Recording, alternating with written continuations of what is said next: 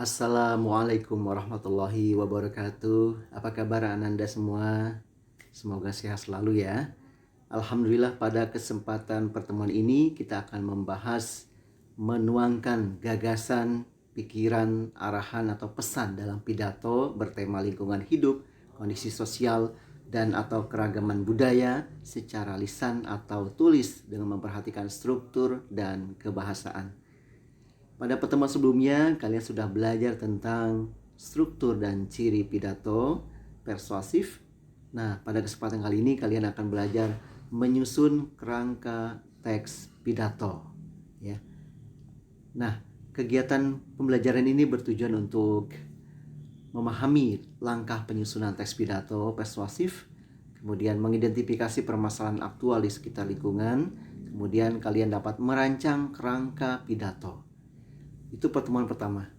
Pertemuan kedua, peserta didik dapat mengembangkan kerangka menjadi teks pidato yang lengkap dengan memperhatikan struktur dan ciri kebahasaan serta dapat menyunting teks pidato. Baik, untuk selanjutnya, ini adalah aktivitas pembelajaran pada pertemuan kali ini, yaitu memahami langkah penyusunan teks pidato, berikutnya mengidentifikasi permasalahan, dan merancang kerangka pidato persuasif. Jadi ada 3 langkah kegiatan pembelajaran yang kalian ikuti. Ya. Nah, ini gambarannya.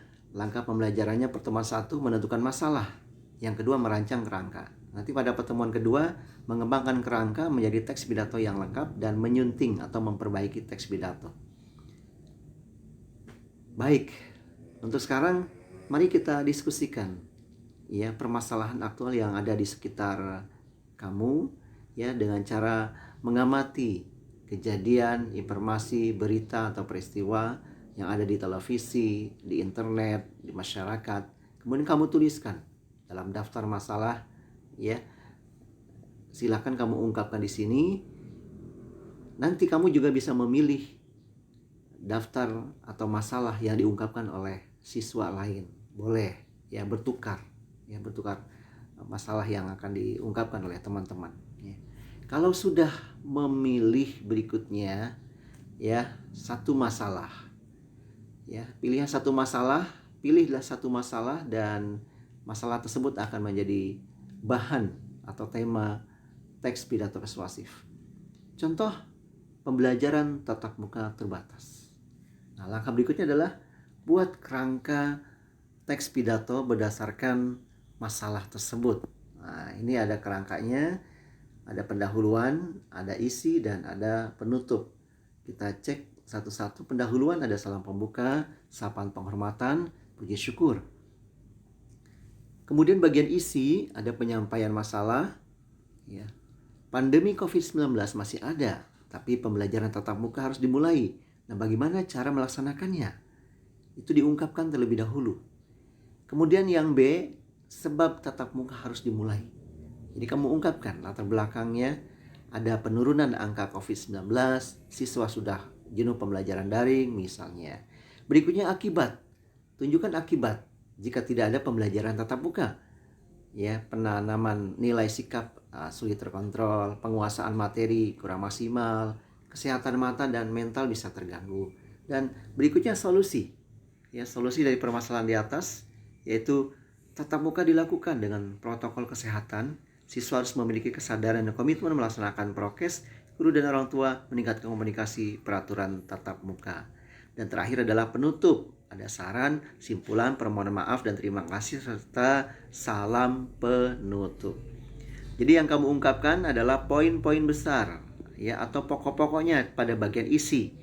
Bagian penyampaian masalah, singkat saja, bab, sebab, ya 1, 2, akibat 1, 2, 3, solusi 1, 2, 3 secara singkat ya, belum dikembangkan menjadi sebuah teks lengkap karena itu akan dikembangkan dalam pengembangan teks pidato ya. Bisa memahami ya. Ya, baik, untuk berikutnya nah, ini berlatih menyusun kerangka pidato ya. Susunlah kerangka pidato berdasarkan lembar kerja kerangka pidato. Ya, lembar kerjanya bisa kamu unduh dari bahan ajar e-learning. Di sana ada bahan ajar dan lembar kerja kerangka pidato. Kemudian yang kedua, tulis poin penting saja secara singkat, belum dikembangkan dalam paragraf. Dan yang ketiga, LK kerangka pidato itu di-upload ke KI 3, maaf ya, ke KI 4 ya. Sekali lagi ralat KI 4 e-learning ya, sesuai perintah guru. Kemudian kerjakan secara jujur, tidak copy paste ya kerangka pidato punya teman atau dari internet. Teliti ya, poin per poin kamu cek dan disiplin tepat waktu.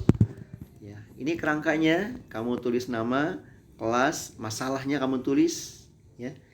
Pendahuluannya salam pembuka tidak perlu ditulis lengkap ya. Sapaan, penghormatan, puji syukur nanti dikembangkannya pada saat pengembangan kerangka pidato. Berikutnya isi penyampaian masalah kamu tulis dalam satu kalimat, sebabnya 1, 2 cukup, akibatnya 1, 2, 3, solusinya 1, 2, 3 secara singkat saja ya. Terakhir adalah penutup, saran, simpulan, permohonan maaf dan terima kasih. Ya, begitu cara pengisian lembar kerjanya.